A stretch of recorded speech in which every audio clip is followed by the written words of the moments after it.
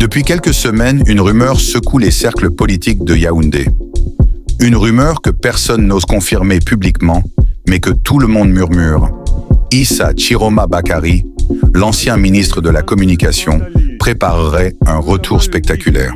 Selon certaines sources internes, il recruterait en secret près de 200 000 hommes à travers le pays. Officiellement, il s'agirait d'un vaste programme de mobilisation citoyenne. Mais en coulisses, les témoignages se multiplient. Des jeunes, des anciens militaires, des fonctionnaires en disgrâce, tous disent avoir été approchés pour rejoindre une structure patriotique destinée à servir le futur gouvernement de transition. Le Cameroun traverse une période trouble. Entre incertitude politique et tensions sociales, les ambitions refont surface. Et dans cette atmosphère électrique, Issa Chiroma semble vouloir jouer une dernière carte, celle du pouvoir ou du chaos. Ses discours récents parlent d'ordre, d'unité, de redressement national, des mots qui séduisent autant qu'ils inquiètent. Dans les quartiers populaires de Garoua, certains affirment avoir vu des réunions discrètes s'organiser.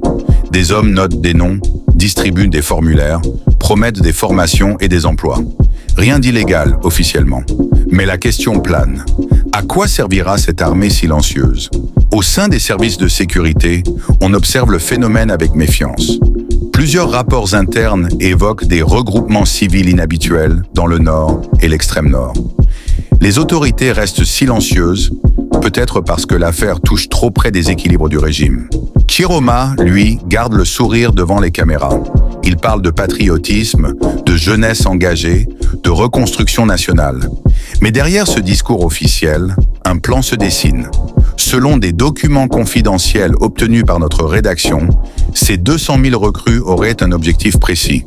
Préparer un gouvernement parallèle, prêt à s'imposer le jour où le pouvoir actuel vacillera. Le projet aurait commencé il y a plus d'1 an. À l'époque, il ne s'agissait que d'un réseau d'influence politique.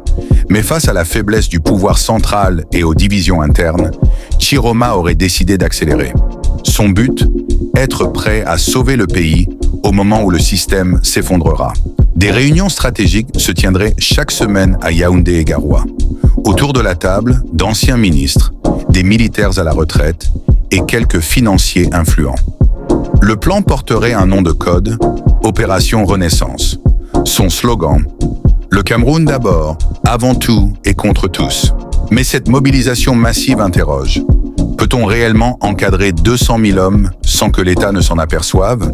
Et surtout, quel rôle joueront-ils?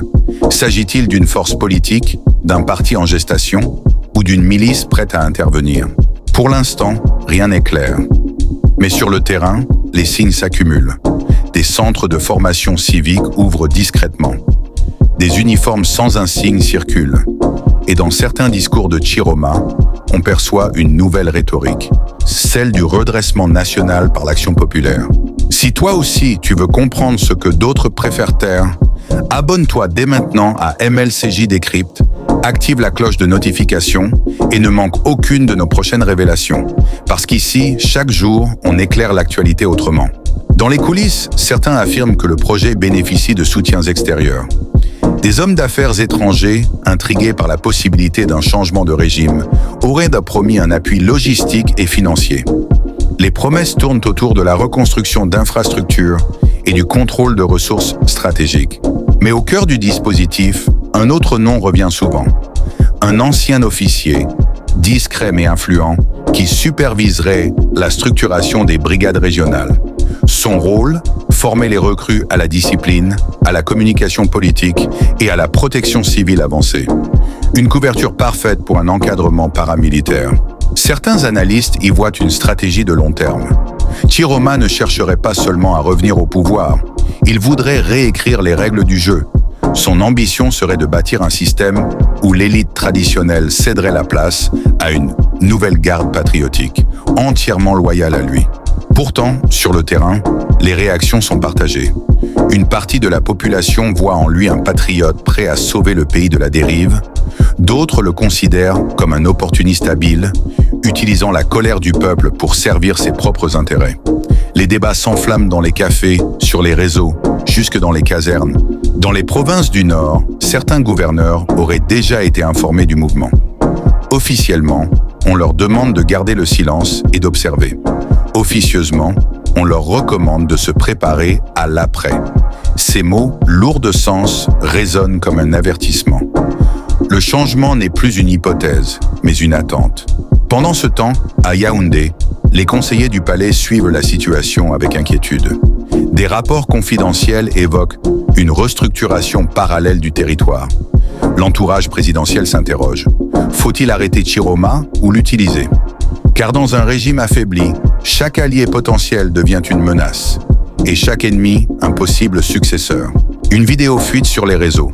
On y voit Chiroma, debout devant une foule de jeunes vêtus de blanc, jurant fidélité au Cameroun et promettant de défendre la patrie, quel qu'en soit le prix. La séquence devient virale. Certains y voient un symbole d'espoir, d'autres un signe inquiétant d'organisation clandestine. Face à la pression médiatique, Chiroma s'exprime. Devant les caméras, il nie toute manœuvre politique. Je ne recrute personne. Je forme les Camerounais à aimer leur pays. Son ton est calme, mais son regard trahit autre chose. Derrière le masque du patriote, on sent l'homme de calcul, prêt à tout pour marquer l'histoire une dernière fois. Peu à peu, les lignes bougent. Des élus locaux rejoignent le mouvement. D'anciens ministres se rallient discrètement. Le pays semble vivre une double réalité, un gouvernement officiel fatigué et un autre en gestation qui s'organise dans l'ombre. Le mot circule, renaissance. Et si cette fois, le pouvoir ne changeait pas par les urnes, mais par la pression du peuple encadré? Personne ne sait ce que prépare vraiment Issa Chiroma. Est-il l'architecte d'un nouveau Cameroun ou le stratège d'un chaos calculé? Une chose est sûre, dans les couloirs du pouvoir, les visages se ferment. Le silence s'épaissit.